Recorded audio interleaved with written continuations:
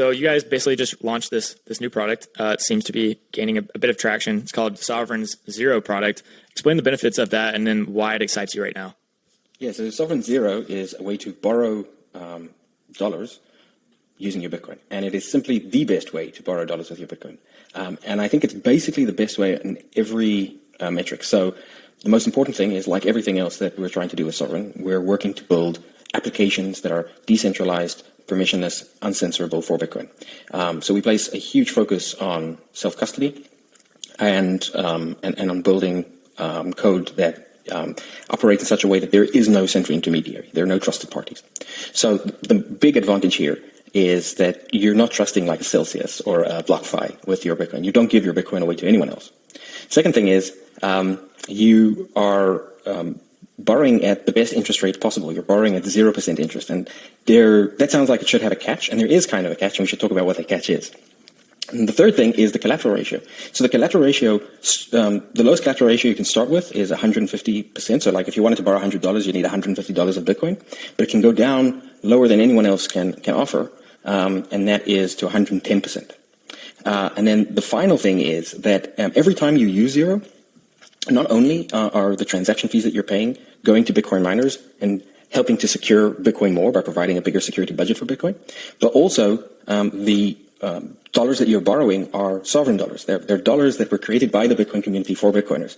And that means that they're competing with the Fed instead of being centralized dollars like USDC or Tether. Yeah, it's very interesting. So basically, you can borrow at 0%, and you're basically minting this sovereign dollar, this type of over-collateralized Bitcoin stablecoin. How does this stablecoin, without getting too technical, retain its peg? Yeah, so you don't have to get very technical at all. It's a very, very simple mechanism. At any given time, people can swap sovereign dollars for $1 worth of Bitcoin.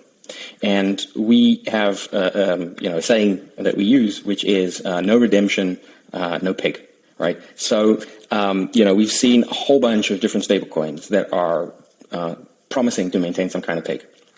And the problem is that you either have nothing backing them, or you have too little backing them, or what you have are dollars in somebody's bank backing them, and then, it's an IOU to a bank account. We are, focused on building sound finance for sound money. And so the promise of maintaining that peg is very, very important. And we protect the downside by always providing for that redeemability. And if you can always redeem a dollar's worth of value for a dollar's worth of Bitcoin, then you can maintain the peg. There is a way that the peg could break. The peg could break to the upside, right? So you could see a scenario where sovereign dollars become more valuable than the dollar. And that also, is not unlimited. Like, people will arb that. They'll just create more sovereign dollars. But our primary focus is making sure that it's never going to be worth less than a dollar for any given period of time. What are the risks here? Well, this whole system is automated by smart contracts. There's been a million hacks of smart contracts, right? So that's the most obvious risk, right? If someone were to compromise Sovryn, you could see all of those funds or part of those funds potentially drained. We have a high degree of confidence in our smart contracts. One of the things that we always do is we use contracts that have been in the wild and held billions of dollars of funds for long periods of time. We don't, introduce large amounts of funds to risky technology. We see Bitcoin as the most conservative, sound money part of the ecosystem, and so safety first, right? But there is always such a risk.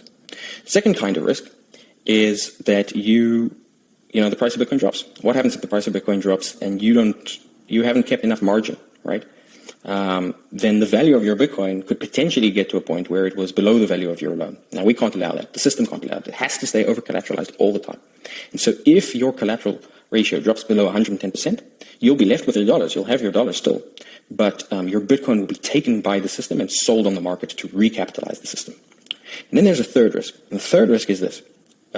Remember, I said you can always make sure that the peg is in place if you always allow for redemption. So somebody could potentially come and want to redeem. Now, it's not attractive to redeem these dollars, right? It's much more attractive to buy.